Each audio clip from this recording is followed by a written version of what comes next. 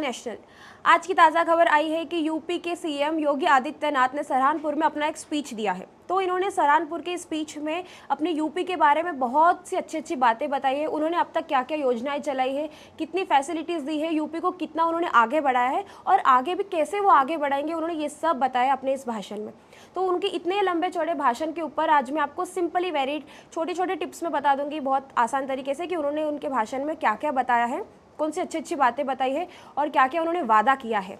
सो मैं point wise चालू करूंगी। तो सबसे पहले बताऊंगी कि उन्होंने कहा है कि अब कर्फ्यू नहीं कावड़ यात्रा निकलती है। उन्होंने ये कहा, देखो यूपी का नाम लेते से ही पहले हम लोगों को डर लगता है हर किसी को, क्योंकि यूपी एक्चुअली उसके गुंडागर्दी के लिए थोड़ा सा बदनाम है। तो यूपी में उन्होंने कहा है कि अब कर्फ्यू नहीं, वहाँ पे कावड़ यात्रा चलेगी। कावड़ यात्रा है ना, आप सब लोग जानते हो कि शिव जी की जो यात्रा है, जहाँ पे लोग कंधे से कंधा लगा के इस यात्रा को लेके जाते हैं, शिवलिंग लेके जाते हैं, पानी भर के ले जाते हैं। और जब कर्फ्यू होता है तो एक इंसान बाहर भी नहीं निकल सकता। तो इसका मतलब वो ये बताना चाहते हैं कि वहाँ पे लोगों को डर नहीं, भाईचारा मिलेगा, गुंडागर्दी नहीं, सब लोग मिलजुल के रहेंगे। तो इसी तरह कर्फ्यू नहीं, कावड़ यात्रा निकलेगी। उन्होंने ये एक पॉइंट बताया।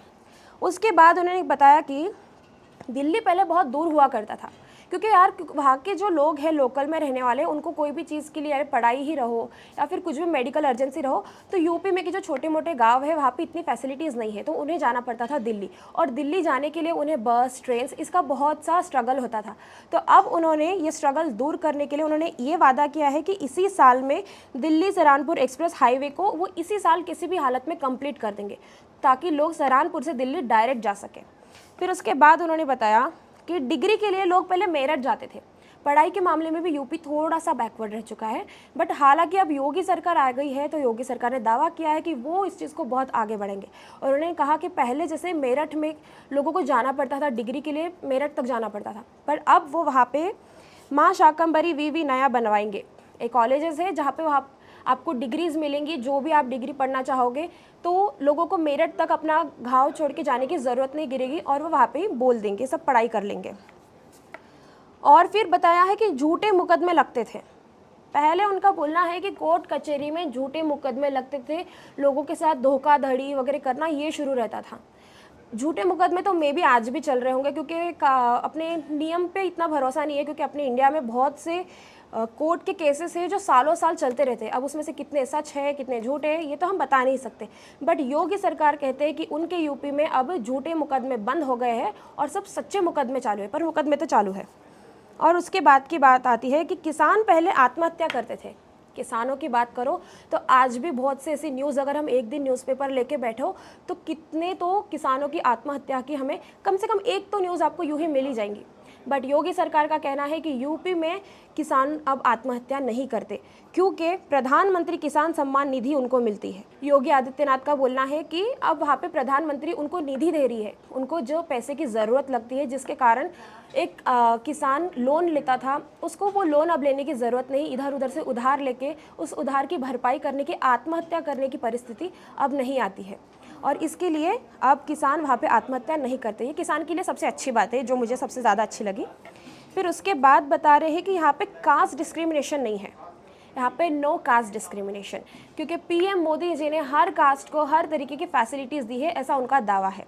हर कास्ट के ऊपर उनके लेवल वाइज या फिर पूरे कंट्री वाइज जो कास्ट में या फिर हर एक पीपल को जो फैसिलिटीज़ मिलनी चाहिए, मोदी सरकार ने वो हर चीज़ दी है, ऐसा उनका दावा है। अब कुछ की पॉइंट्स है जो बहुत आप लोगों को खुश कर सकती है। लाइक उनका कहना है 54 लाख गरीबों को पिछले 6 सालों में उन्होंने घर बना के दिया है। अब ये तो वहाँ के लोग जितने हैं उनको ही पता है कि वहाँ पे 54 लाख गरीबों को अपना घर मिला भी है या नहीं, बट उन्होंने ये दावा किया है, तो हो सकता है कि ये मिला ही है। और 1 करोड़ से ज़्यादा लोगों को घर में गैस सिलेंडर्स दिलवाए हैं, इलेक्ट्रिसिटी उनके घर तक पहुंचाई है, जो सबसे अच्छी बात है अगर यूपी में ऐसा हो रहा है, क्योंकि यूपी में थोड़े से खेड़े पाड़े ज़्यादा रहते थे, तो गैस सिलेंडर और वहाँ पे इलेक्ट्रिसिटी की कमतरता बहुत थी। बट अब योगी सरकार कह रहे हैं कि उन्होंने ये भी किया है और आगे भी करते जाएंगे। यही नहीं तो गवर्नमेंट की तरफ से उनको राशन भी दिया है।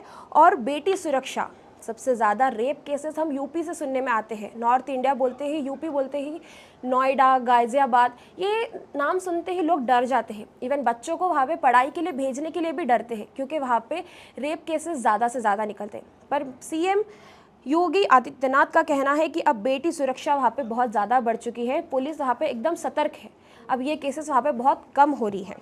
वहाँ गुंडेगर्दी नहीं, अब गोलियों की लूटपाट की आवाज़ नहीं, वहाँ पे भगवानों की भजन सुनाई देती है, भाईचारा बढ़ता है, हर जगह पवित्रता बढ़ती है। ये सब योगी आदित्यनाथ ने अपने स्पीच में कहा, और इसमें से अब कितना सच है कितना नहीं, ये सब जो यूपी में रहते हैं लोग, उन लोगों को ये फैसिलिटीज़ मिल भी रही है या नहीं, ये वही लोग बता सकते हैं। बट योगी आदित्यनाथ ने कहा है तो मे बी ये सब सच ही है। ऐसे ही कुछ अपडेट्स जानने के लिए, शॉर्ट क्लिप्स न्यूज़ जानने के लिए हमारे यहाँ नेशनल को ज़रूर देखते रहे, और सब्सक्राइब करना तो बिल्कुल भी ना भूलें।